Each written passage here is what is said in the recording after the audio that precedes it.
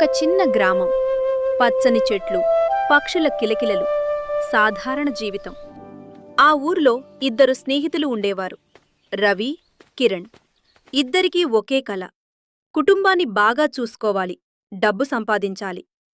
ఒకరోజు ఊరిలోని పెద్ద మామిడితోట యజమాని వాళ్లకు పని ఇచ్చాడు. ఎన్ని మామిడి పండు తెస్తే ఒక్కో పండుకి 2 రూపాయలిస్తా అన్నాడు. రవి ఆలోచించలేదు, వెంటనే చెట్టెక్కాడు.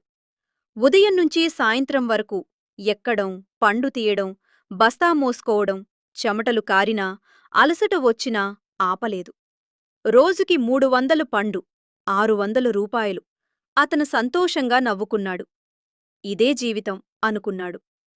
కాని కిరణ్ మాత్రం నిశ్శబ్దంగా ఆలోచిస్తున్నాడు.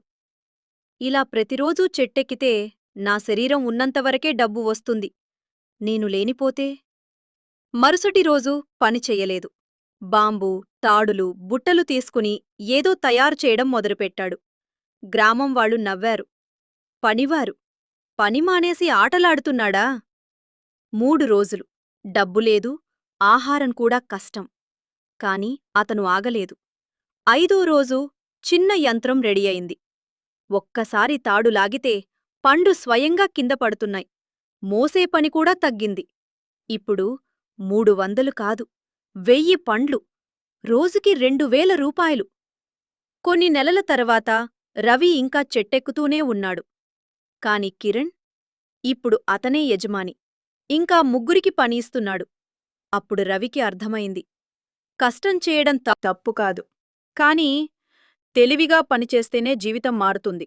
నీ చేతులతో పనిచేస్తే జీతం వస్తుంది. నీ ఆలోచనలతో పనిచేస్తే సంపద వస్తుంది. అందుకే రోజూ బకెట్ మోసేవాడిగా ఉండకూడదు.